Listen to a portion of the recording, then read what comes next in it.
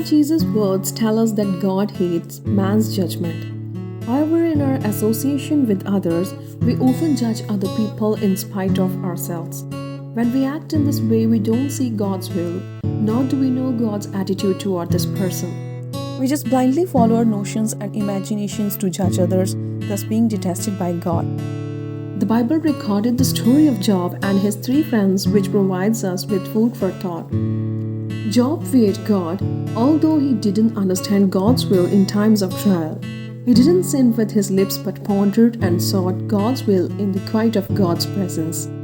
Therefore, when he was besieged by Satan, he could hold fast his integrity, fearing God and shunning evil, and bore a beautiful and resounding testimony for him to shame and defeat Satan, and received God's praise. Job's three friends were familiar with spiritual doctrines.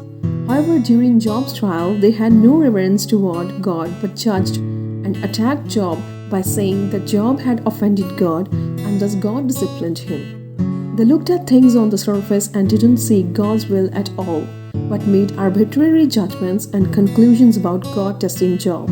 Therefore, God became angry with them and asked them to go to Job and offer up for themselves a burnt offering, and God forgave them after Job prayed for them. The story of Job and his three friends tells us that if we want to avoid making arbitrary judgment about the people, matters, and things we personally encounter, we should seek to walk the way of fearing God and shunning evil like Job.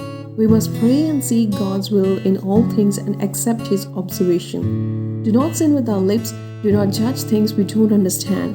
Do not say things that do not contribute to other people. Everything we say and do should be just and honorable. We should have a heart that reveres God in our dealings with others. When we put these into practice, we will guard our hearts and live before God at all times.